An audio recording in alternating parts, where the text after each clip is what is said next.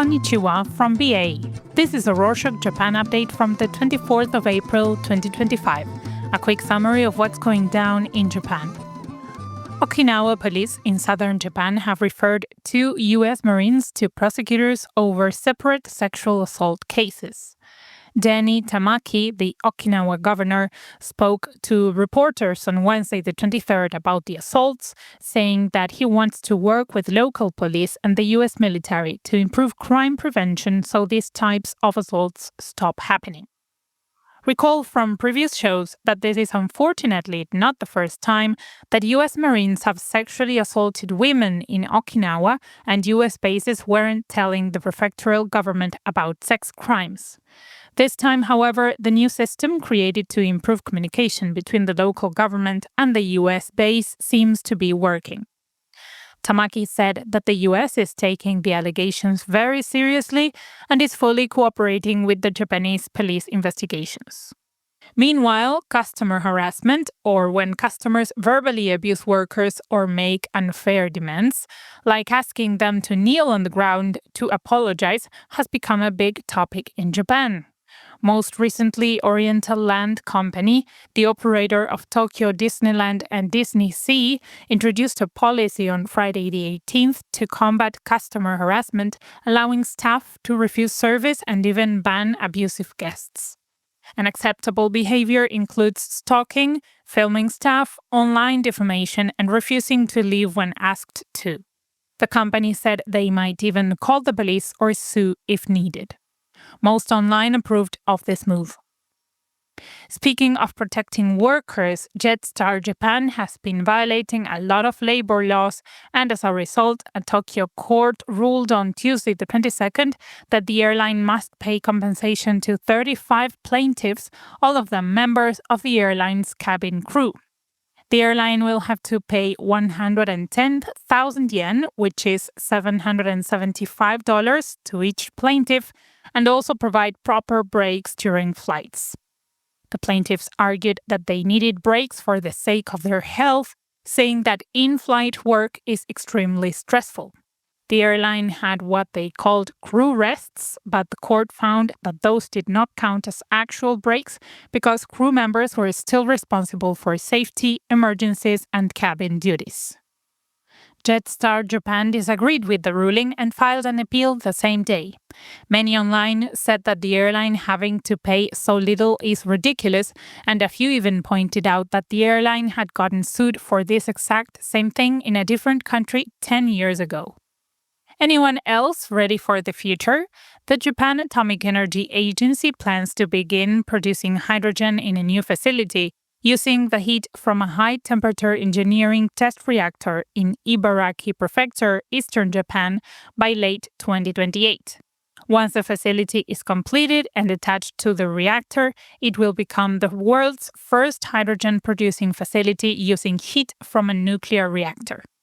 Unlike fossil fuels, hydrogen doesn't have any CO2 emissions when used for electricity, so it's a good step towards carbon neutrality. According to the agency, regular reactors don't create enough heat for stable hydrogen production. The reactor will release some CO2 emissions when producing hydrogen, so the agency is conducting another study to produce hydrogen without emissions. The Atomic Agency isn't the only one focused on generating electricity. The Economy, Trade and Industry Ministry formed a council to boost next-generation geothermal power, aiming for practical use by the early 2030s. The council is a mix of both public and private entities, including over 70 companies, and will make plans for technologies like closed-loop systems, which allow power generation without natural underground reservoirs.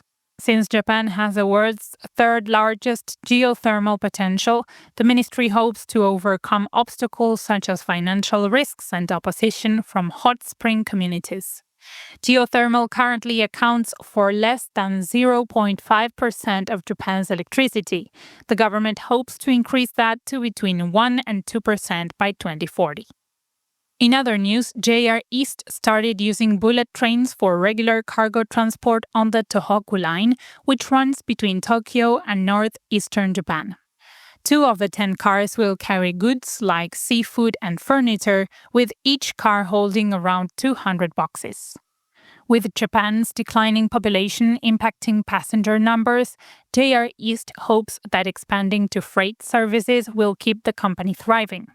It's also a good thing for the transport industry in general, since, as mentioned in previous shows, there have been labor shortages for truck drivers and similar transport jobs. JR East plans to transport cargo on other lines as well, like turning a retired bullet train into a cargo-only train.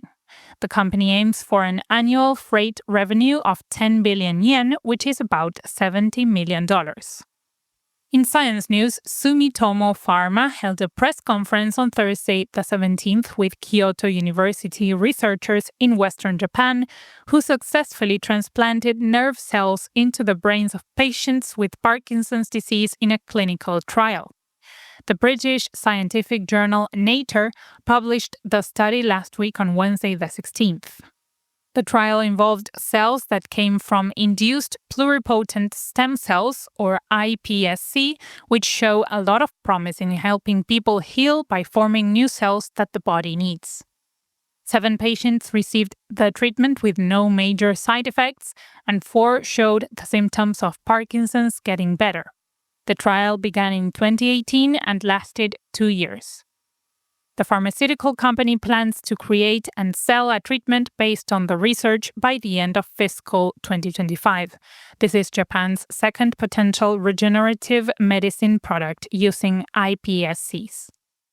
In other news, the 2025 World Expo in Osaka, Western Japan, hit 1 million visitors as of Wednesday the 23rd. So far, an average of 76,000 people have been visiting the expo each day since it opened on the 13th of April, with a fairly even mix of naysayers and those who had a good time. For hiking enthusiasts out there, starting this summer, climbers on Mount Fuji's Yoshida Trail, located in Yamanashi Prefecture, central Japan, must wear proper gear, including warm clothing and suitable footwear, as part of a new online reservation system. Anyone who doesn't comply with the new dress code may be denied access. The operators of the trail hope to improve safety and address overcrowding, especially with the rise in underprepared foreign visitors. Climbers must also agree to rules like not littering and staying on trails. Shizuoka Prefecture, central Japan, which manages the other 3 trails, will use similar measures starting in May. Elsewhere in Shizuoka, Hamamatsu City Hall installed a 6-meter or 20-foot-tall robot statue from one of the Evangelion anime as part of a tourism campaign running through January 2026. The campaign celebrates the anime's 30th anniversary and highlights Hamamatsu's ties to the final movie of the rebuild of Evangelion series, Evangelion 3.0 plus 1.0, Thrice Upon a Time.